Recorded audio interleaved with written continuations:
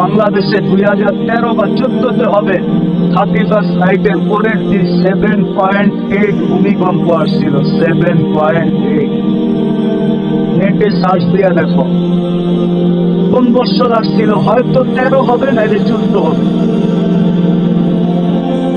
31st নাইটের পরের দিন 5টা 5-এ আসছিল। 5টা 5-এ বছরের আগে ভূমিকম্প আসছিল 7.8। পয়লা বৈশাখের আগের দিন মাগরিবের পরে, আমার মনে আছে কালকে সকালে পয়লা বৈশাখ, মাগরিবের পরে ভূমিকম্প আসছিল 6.1। আল্লাহ বহু সিগন্যাল দিয়া ফেলছে আমাদেরকে, নড়ছে চড়ছে, কিন্তু আজ পর্যন্ত বিপর্যয় হয় নাই। এটা তোমাদের পায়ে হাত লাইকা বলি, কালকে 31st নাইট। আল্লাহকে নারাজ করো। আল্লাহকে নারাজ করলে তোমার আল্লাহ যদি নারাজ হয়ে গেল, তুর্কি যেরকম মাটির সাথে মিশায় রেখে চলে গেছে,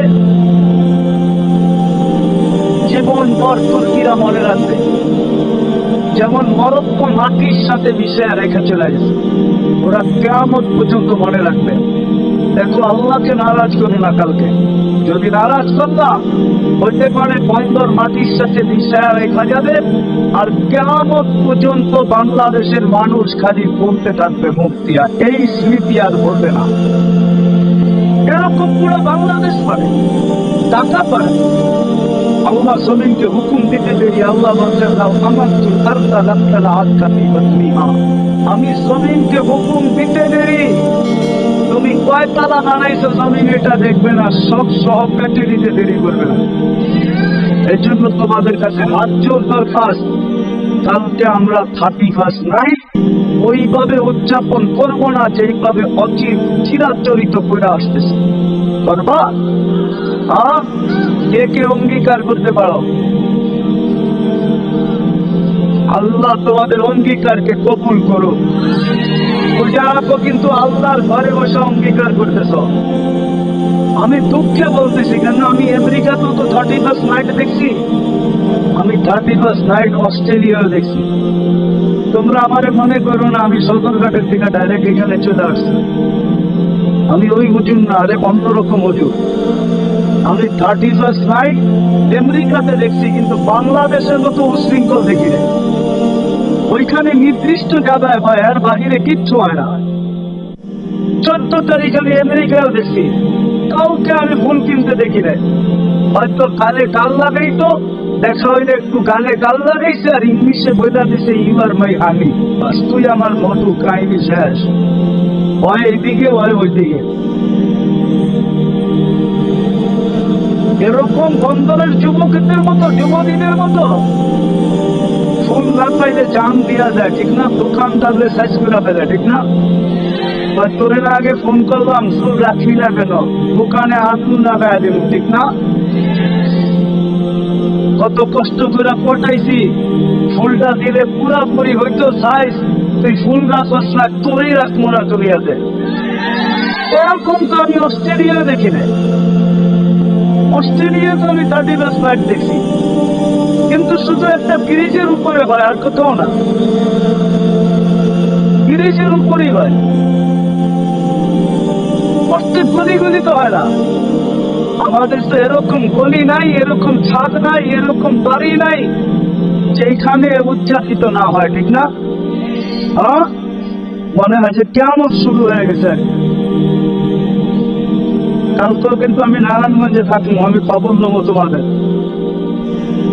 কালকে আমার প্রোগ্রাম ঠিক 31st নাইটের সময়, কিন্তু আমি নারায়ণগঞ্জে থাকবো।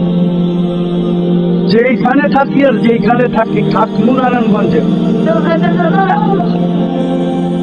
আলীগঞ্জে থাকবো, আলীগঞ্জে। আমি তোমাদের পায়ে হাত জোর করে বলি, ছেড়া দাও, আল্লাহ রসুলকে আর নারাজ করো।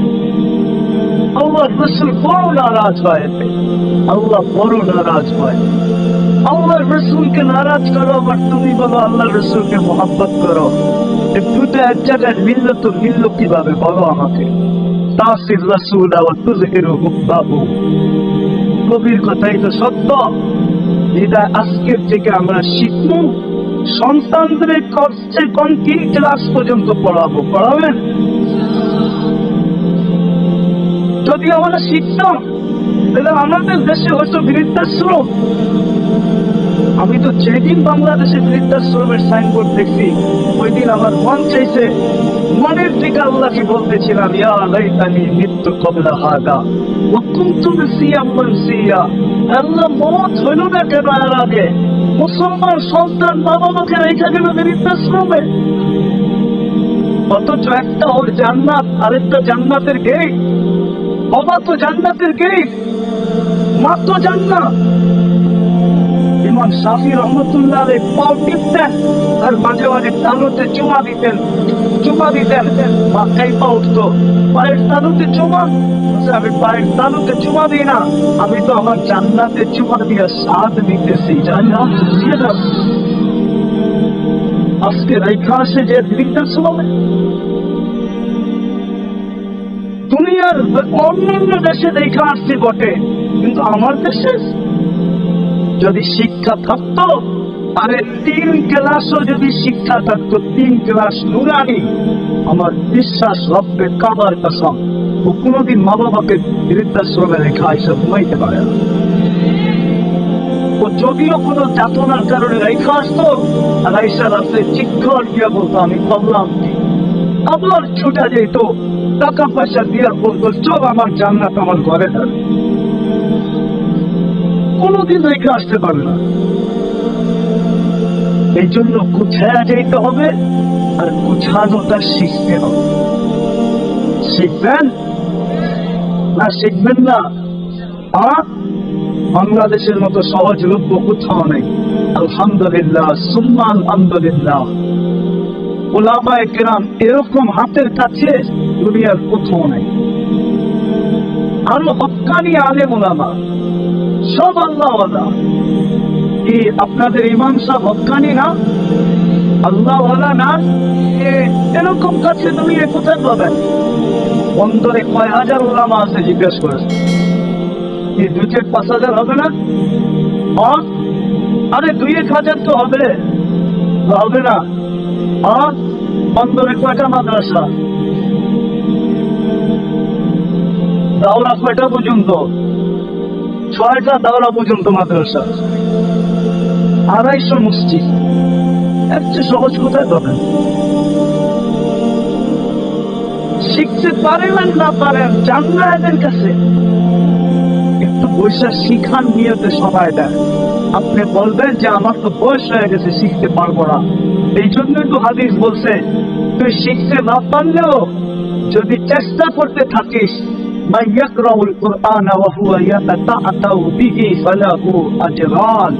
তুই যে চেষ্টা করবে করে ডাবল সওয়াব দিব। কি কত? অন্যকে 10 দিলে তোকে, অন্যকে 20 দিলে তোকে, অন্যকে 100 দিলে তোকে, অন্যকে 200 দিলে তোকে। আর কি চান? আর কেমনে বুঝতে হবে? পায়ে হাত রাখি, আসেন নিজেরও শিখি, সন্তানদেরকে কমসে কম 3 ক্লাস পড়া। এরকম বাড়ির কাছে মাদ্রাসা আছে, প্রত্যেকটা গরিবই তো মক্তব আছে, প্রত্যেকটা গরিবই তো হেফজখানা আছে না নাই? বন্দরের কোন গলি আছে যে গলির ভিতরে মক্তব না আছে, মাদ্রাসা হেফজখানা না আছে? কোন মসজিদ আছে যে মসজিদে মক্তব না আছে? আপনাদের ইমাম সাহেব তো আলহামদুলিল্লাহ একটা খুলে ফেলছে আলাদা ভাবে। আমি তো বলতেছি উনি পুরুষের খুলছে, পাশে আরেকটা বিল্ডিং নিয়ে মহিলাদের জন্য হলো, মহিলাদেরও ব্যবস্থা করুক, বাচ্চাদেরও ব্যবস্থা করুক। শিখরা নিজেরা শিখেন, প্রস্তুতি নিয়ে যেতে হবে। মেরে দোস্ত, যুবক, প্রস্তুতি নিয়ে যেতে হবে। তোমার যৌবনের কোনো দাম না। এক যুবকের যৌবন একদিকে, সমগ্র জগতের সম্পদ আরেকদিকে। তোমার যৌবনের দাম বেশি, আমার সাথে একমত, সারা দুনিয়া হবে দুনিয়া। 800 কোটি মানুষ বলবে সত্য, তাহলে কেমন দামি যৌবন তোমার কাছে বলো? খেলায় হারায় দিও। আর সর্বশেষ কথা, নবীর বিরুদ্ধে আন না যায়। বহুত হয়ে গেছে, যার কারণে 3 মাস হয়ে গেল, এখন পর্যন্ত আমরা কোনো ফুল ফুটতে দেখি না, কোনো আশার আলো দেখতেছি না। এটি 300, 200, 250, 300 লোক ঝরতেছে, ফিলিস্তিনে ঝরতেছে, ফিলিস্তিনে মুসলমান ঝরতেছে, কোনো আশার আলো দেখতেছি না। শুধু কোনো কারণ না, শুধু নবীর বিরোধিতা করার কারণ, নবীর আদর্শকে না মানার কারণ। অন্য কে কি বলবে আমি জানি না, আমার কাছে এটাই সিদ্ধান্ত, কে একমত হইল আর না হইল এটা আমার বিষয় না। আমি এটা বুঝি, আল্লাহর রাসূলের আদর্শকে আমরা ঘৃণার পাত্র বানায় ফেলছি। আমাদের কাছে ঘৃণিত, বিক্ষিত, অবহেলিত, লাঞ্ছিত, বঞ্চিত, নিকৃষ্ট। নাইলে যুবক কেন 3 গুণ টাকা দিয়ে চুল কাটবে নেট দেখা? সাধারণ চুল কাটা তো বন্দরে 50 টাকা দিয়ে কাটা যায়, আর নেটে চুল কাটে, নেটের ডিজাইনের চুল কাটে কয় টাকা দিয়া? বলো যুবক, কয় টাকা দিয়ে কাটে? বলো তোমরা। মারামারি তো হবে না, পিটাপিটি তো হবে না, একটা তথ্য জানা হবে। বলো কয় টাকা দিয়ে কাটে? ঈদের দিনে 1000, ঠিক না? বাকি 300 নিচে তো নাই। সাধারণ চুল কাটা তো 50 টাকা দিয়ে কাটা যায়। তুমি 50 টাকা দিয়ে চুল কাটতা, 250 টাকা দিয়ে মিষ্টি খেতা। তোমরা প্রবাদ বাক্য বলো, ডায়লগ বলো, জ্বালা গাইবা অঙ্গে তা যাইব সঙ্গে। তো তুমি 250 টাকা দিয়ে মিষ্টি খেতা, বন্ধুদেরকে খাওয়াইতা। যদি বলতো তুই চুল কেটে মিষ্টি খাওয়াস কেন? আর তুই জানবি না আল্লাহর হুকুম মতো চুল কাটছি, মিষ্টি খাবো না তো করবোটা কি? খুশির ঠেলায় খাইতেছি, কালকে আল্লাহ থেকে নিমু এজন্য খাইতেছি, কালকে আল্লাহ থেকে এটার প্রতিদান নিমু। নবীজির সাথে দেখা হওয়ার সাথে সাথে হাত পাতমু। আপনার আদর্শ মতো চুল কাটছি, কি দিবেন জলদি দেন।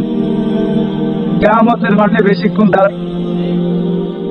রসুলের বাড়ির সামনে মধ্যখান দিয়ে এরকম একটা ছোট রোড, ওই পাশে আল্লাহ রসুলের বাড়ি, জন্মস্থান, যেখানে যে ঘরে জন্ম নিছেন, অপোজিটে আবু জাহেলের বাড়ি।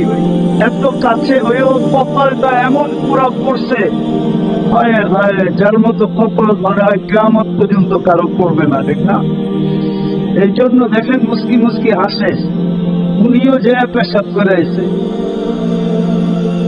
এই বাপ নিয়ে পেশাব করছে যে কপালে ওর পেশাব করে দেয়, ঠিক না? মেরে দোস্ত, যেটা বুঝাইতে চাইতেছি, লম্বা করতে চাইতেছি না, আল্লাহ করুক আজকে বুঝে আসো। বুঝাইতে চাইতেছি, থাকা যাবে না এখানে, চলে যেতে হবে।